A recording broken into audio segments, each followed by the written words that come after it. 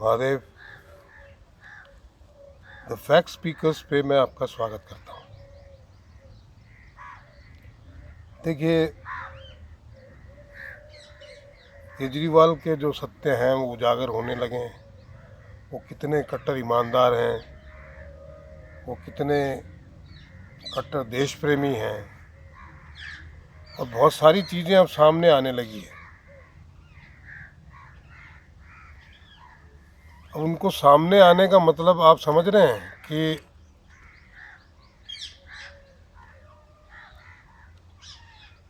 171 करोड़ का बंगला घोटाला, देशद्रोह अलग से, खालिस्तानियों के साथ संबंध। देखिए, ये चैनल मैंने बनाया इसीलिए कि एज एन एस्ट्रोलॉजर मेरी बहुत सारी मजबूरियां हैं। मैं ग्रह नक्षत्रों से बाहर जाके बोल ही नहीं सकता। अगर बोलूं तो वो ठीक नहीं लगता। फिर वो लोग कहने लगते हैं कि आप तो भक्त हैं जी, आप तो फलाने हैं जी, ढिमकाने हैं जी। और क्योंकि यहाँ पे लोगों को किसी चीज़ से मतलब नहीं है, मेरी बेईमानी नहीं हो रही है, कारण कोई भी हो, तो विरोध करने लगो। लोग अपनी कमज़ोरियों के लिए दूसरों को इमीडिएटली जिम्मेदार ठहरा देते हैं। देश का अगर विकास हो रहा है तो क्यों हो रहा है भाई? एक कमज़ोर देश हमारे लिए ज़्यादा अच्छा है, तो हम उन लोगों को बेवकूफ़ बना के अपना धंधा करें।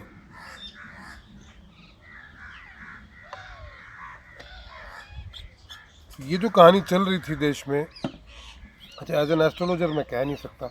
मैं तो वही कहूँगा, चाहे वो कितना भी बेईमान आदमी हो या कितना भी ईमानदार हो, जो ग्रह उसके बारे में कहेंगे वैसा ही कहूँगा मैं। ग्रहों के परे जाके मैं नहीं बात कर सकता। तो इसलिए ये ज़रूरी है कि अपनी बात कहने के लिए एक प्लेटफॉर्म हो। और आज की डेट में अच्छी बात ये है कि सोशल मीडिया का ये जो प्लेटफॉर्म है, ये है आपके पास, तो आप जो है इसके ज़रिए अपनी बातें कह सकते हैं। देखिए, एज एन एस्ट्रोलॉजर वो मेरा प्रोफेशन है, और वो जो दूसरा चैनल है ऑलमाइटी महादेव, उसमें हरी चर्चा होती है, उसमें मुझे आनंद आता है। तो ये दोनों ही चीज़ें मैं अपने स्वार्थ पूरक कर रहा हूँ ना। आनंद आता है तो मुझे आता है ना। एस्ट्रोलॉजी मेरा प्रोफेशन है, तो भारत मेरा देश भी तो है। अगर मेरी ईश्वर के प्रति कुछ ड्यूटी है तो अपने मुल्क के प्रति भी तो ड्यूटी है, तो वो कब पूरी करूँगा? कई लोग मुझे बोलते हैं, दुनिया नहीं बोल रही, आपको क्या खुजली चल रही है, आप क्यों बोल रहे हो, खाम परेशानी में आओ। अरे लोग ना बोलें इसलिए मैं ना बोलूं? ये तो बात कुछ समझ में नहीं आई। तो उस लिहाज से ये चैनल शुरू किया है, और मुझे उम्मीद है कि आप इसे सबसे ज़्यादा शेयर करेंगे और लोगों तक मेरे मन की बात पहुंचाएंगे, जिसमें कई जगह आप सहमत होते नज़र आएंगे। अब सीधी मुद्दे की बात करते हैं कि केजरीवाल जो है, उसके झूठ, वो तो सारी दुनिया जानती है कि वो बात बात पे झूठ बोलता है। बच्चों की कसम खा के मैं राजनीति में नहीं आऊँगा, नहीं आए। फाइनली मैं छोटे से घर में रहूँगा, मैं मुख्यमंत्री निवास में नहीं जाऊँगा। 171 करोड़ का शीश महल। फिर उन्होंने कहा कि मैं तो कोई गाड़ी लूँगा ही नहीं। पता नहीं कितनी गाड़ियों का काफिला उनका, गाड़ी नहीं, उन्होंने कहा था मैं गाड़ी नहीं लूँगा, गाड़ियों के लिए थोड़ी मना किया था। तो बहुत खतरनाक स्तर इंसान है ये। जब टोरंटो अपनी विजिट के लिए गए थे कनाडा, तो जो खालिस्तानी समर्थक है उनके तो घर पे ठहरे थे। प्रेम देखिए, जो देश के विरुद्ध काम हो उसके अंदर बढ़ चढ़ के केजरीवाल, नहीं राजनीति। बेसिक क्या है, लोगों पे इल्ज़ाम लगाओ, और जब वो आपके ऊपर उल्टा डिफेमेशन का केस कर दे तो आप अदालत में माफ़ी मांग लो, ख़त्म हो गई कहानी। लेकिन आपने उनकी पब्लिक इमेज तो बिगाड़ दी और लोगों के सामने आप ये हो गए कि यार ये तो बड़ा सही आदमी है, और बंद कमरे में आपने माफ़ी मांग ली। बेसिक फंडा ये है, करना कुछ भी नहीं है, विज़न कोई भी नहीं है, राज करना है लोगों पे झूठे लांछन लगा के। और हमारे देश में ये बहुत अच्छा है कि आप झूठ के केस में किसी को फंसा देते हैं, वो सामने वाला फंस जाता है, उसको जेल भी जाती है, आपका कुछ नहीं बिगड़ता, पता भी चल जाए कि आपने झूठ बोला तो भी। तो इस मुल्क के कानून में ये बहुत अच्छी बात है। अब बात करते हैं अपन, अब क्या, ये जो शीश महल वाला केस है ना, ये 2020-21 का है। ये क्या आपने कभी सोचा है कि 2 साल बाद क्यों सामने आया है, 2 साल तक क्यों नहीं सामने आया?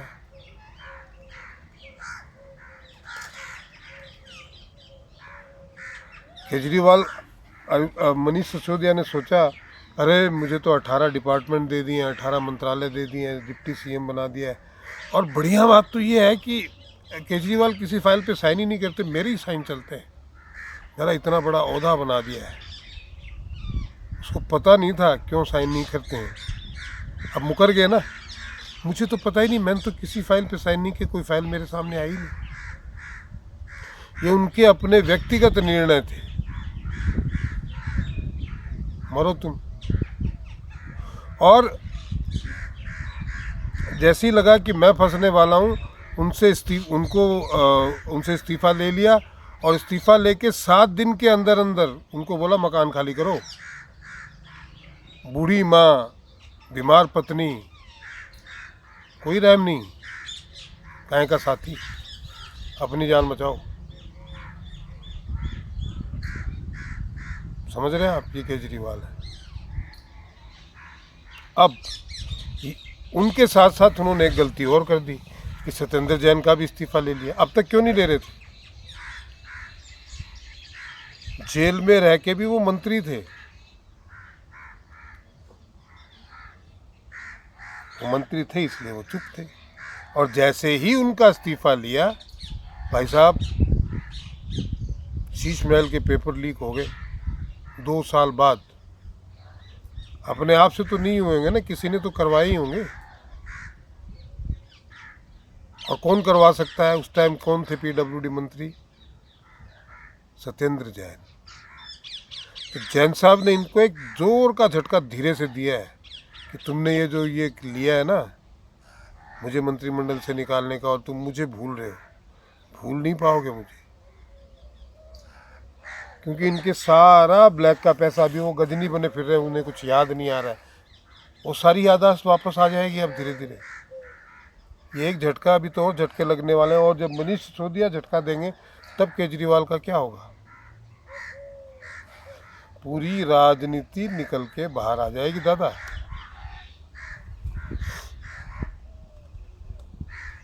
और वो जो आसाम की जेल में बैठा हुआ है अमृतपाल, वो जो पढ़ेगा अभी मन की बात इन्वेस्टिगेशन में जो बताएगा, तब केजरीवाल निश्चित ही देशद्रोह के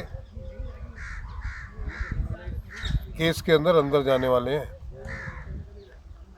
मैं आपको बता दूं ये सारी बात। कितना भी शातिर आदमी हो, देखिए आपके अच्छे दिन थे, आपने लोगों को बेवकूफ़ बना दिया।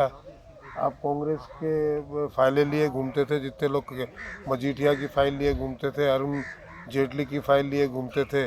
जब आपके ऊपर डिफेमेशन का केस हुआ, आपने अदालत में जाके सर जी ने, हमारा तो कोई लेना देना नहीं है, अब जाके वहाँ सॉरी है जी, जो गलती। और सेम तरीके से, अच्छा इन्होंने देखा, ये सारे विपक्ष का यही काम है, आरोप लगा दो, वहाँ जाके सॉरी बोल दो। राहुल गांधी भी यही करते हैं, चौकीदार चोर है, वहाँ सॉरी बोल दिया, जहाँ सॉरी नहीं बोला वहाँ जेल की सज़ा होगी। क्योंकि आपके पास आधार तो कुछ होता ही नहीं है। कुल मिला के चूचू का मुरब्बा ये है कि केजरीवाल जेल जाएंगे आज नहीं तो कल, ये निश्चित है।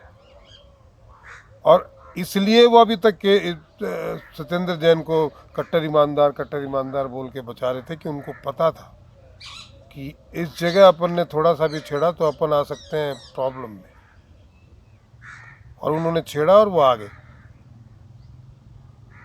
अब डरे हुए हैं कि सिसोदिया क्या बोलेंगे, अमृतपाल क्या बोले। उन्होंने एक बार भी उस अमृतपाल के खिलाफ या खालिस्तान के खिलाफ एक शब्द नहीं बोला। उनको पता है मार डालेंगे बहन के यहाँ, पैसा खाया हुआ है। अभी पंजाब का जो इलेक्शन जीता है उसमें पैसा जो लगा है वो खालिस्तानियों का लगा है।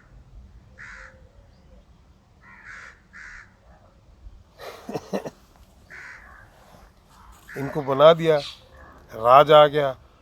आपने देखा किस तरीके से वो भावना जो नव टाइम्स नाउ नव भारत की जो रिपोर्टर है, ज़बरदस्ती वो गाड़ी पे पीछे बैठी है तो उसने बोला जी गाड़ी ठोकी।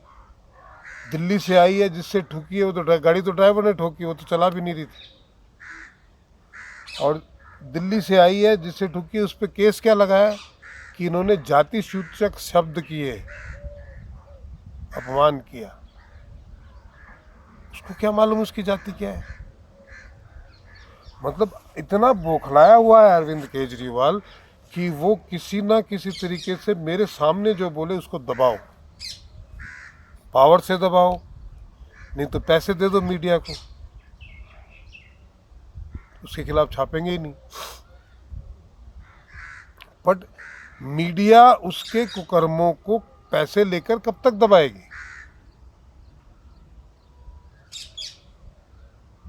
जब मीडिया के खुद के ऊपर आन पड़ी, जब सामने सबूत दिख रहे हैं तो मीडिया भी बोलेगी। आप विधानसभा का सत्र बुला लेते हो मोदी जी को गालियां देने के लिए, तो वो कितनी बार दिखाएंगे आपका। अंततोगत्वा वो कहीं तो वो रुकेंगे। उनको पता है, पूरी देश की जनता बोल रही है कि विधानसभा का सत्र इसलिए निकाल। अच्छा, मीडिया उसको जिनको पैसे देता है वही थोड़ी है, और भी तो मीडिया है।